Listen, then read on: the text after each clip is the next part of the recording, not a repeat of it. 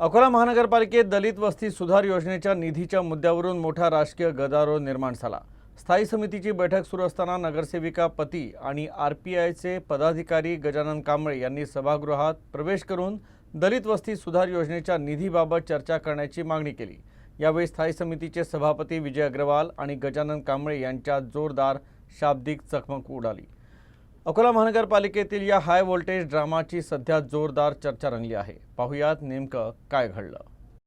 अकोला महानगरपालिकेत स्थायी समितीची बैठक सुरू असताना नगरसेविकेचा पती आणि आरपीआयचे पदाधिकारी गजानन कांबळे यांनी सभागृहात प्रवेश केला आणि दलित वस्ती सुधार योजनेच्या निधीबाबत चर्चा करावी अशी मागणी केली।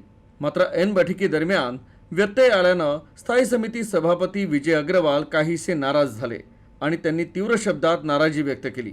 तर या दोन्ही नेत्यांमध्ये झालेल्या शाब्दिक वादानं सभागृहातील वातावरण चांगलंच तापलं आणि बैठक अक्षरशः बाजूला राहिली आणि या दोघांचाच वाद सुरू झाला।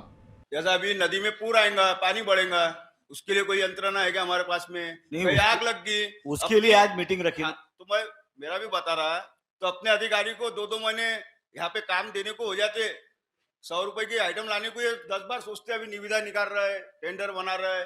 तर वाद वाढत असल्याचं पाहून स्थायी समितीचे सदस्य आणि उपस्थित अधिकाऱ्यांनी तातडीनं मध्यस्थी करत परिस्थिती नियंत्रणात आणण्याचा प्रयत्न केला।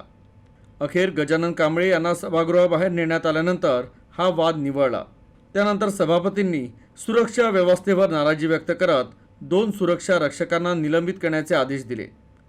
तर भविष्यात कोणत्याही व्यक्तीला विनापरवानगी सभागृहात प्रवेश देऊ नये आणि सुरक्षा रक्षकांनी काटेकोरपणे कर्तव्य बजावावं अशा स्पष्ट सूचनाही दिल्या। तर या बैठकीत झालेल्या हाय व्होल्टेज वादानंतर अकोला मनपात विविध चर्चांना उधाण आलंय। तुम्ही काय करत होते, कसे आले ते अंदर? हा, यांना सस्पेंड करा, यांना कामावर काढून टाका। आणि ते काय नगरसेवक आहे का?